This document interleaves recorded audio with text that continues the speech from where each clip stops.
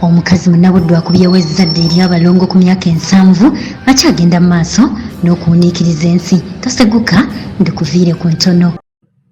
Bw'olemerako ku kintu n'olemerako era ne Katonda akola ki?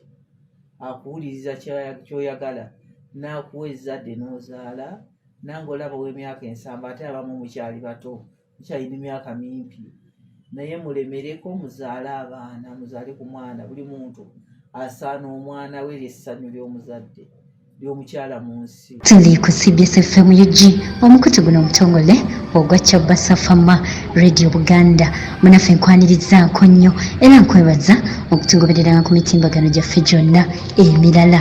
Webalire ddala tojjangaoko ate gwe munaffe atanaba kusubscribinga kukubiriza era nkusaba osubscribinge ate mu ngeri yemu okwonene mu kadde ako kajja kuba kakutemyako buli lwe tubaako kye tutaddeyo sobola okutambulira wamu ng'onyumirwa empeereza yaffe mu ngeri yemu.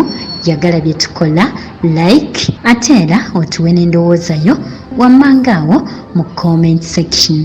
Nze imi April Nakawombe mu programu yaffe eno wawula okumanyako era nga watali kumala budde tusimbudde. Omukyala Safiina Namukwaya akyagenda mu maaso n'okuwuniikiriza ensi oluvannyuma lw'okukubawo ezzadde ly'abaana balongo ku myaka 7 egy'obukulu. Safiina ayogerwako ayongedde okutuukiriza ebyawandiikibwa mu kitabo ekitukuvu ekya Bayibuli mu ssuula ya 21 n'olunyiriri lwa 2 kubanga omukazi Saala eyali muka Ibulayimu naye yazaalira ku myaka egy'obukulu 9 era omwana bba Ibulayimu n'amutuuma erinnya Isaaka. Wabula okusinziira ku saayansi omukazi bw'amala okuva mu nsonga aba tasobola kuddamu kuzaala era ng'abakazi abasinga bava mu nsonga z'abakyala wakati w'emyaka 45 n'50. Wabula Katonda azze alaga nti asinga saayansi amaanyi. Kakano omukyala Safiina Namukwaya kati afuuse ensonga olw'okuzaalira ku myaka 7 egy'obukulu awangalira mu ssaza lya Beene ery'e Masaka. Wabula ng'abaana bano yabazaalidde Kampala ennaku ntono eziyise mu ddwaliro ly'abakazi erimanyiddwa nga Women's Hospital International Fertility Center Kampala era ng'omukyalo ono yakubyewo ezzadde ly'abaana 2 omuwala n'omulenzi era ng'abalongo bano nga bakazaalibwa bapimiddwa nga baliko obuzito bwa kilograms namba n'obutundutundu 7.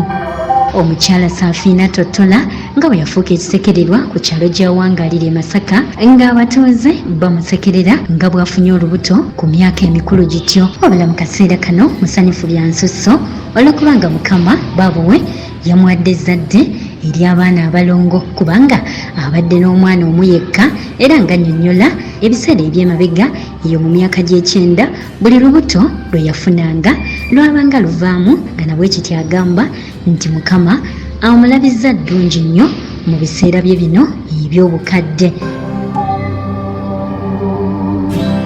Bw'atyo ne Dr. Sali nannyini ddwaliro lino mwe yazaalidde akomekereza ng'agamba nti age is just a number nga ku lw'ekisa kya Katonda omukyala asobola okuzaalira ku myaka gyonna. Kale no naawe bw'obeera eyo nga tozaala essuubi lyo tukubiriza oliteeke mu Katonda kubanga Katonda asobola okuwa ezzadde ne bw'oba osuusizza emyaka egyo saayansi gy'agamba abakyala gye balina okukoma okuzaalirako. Nkwebaza nnyo okwekumira ku CBS FM UG n'okutugoberera ku mitimbagano gyaffe gyonna emirala. Webalire ddala tojjangaoko. Nze imi April Nakawombe.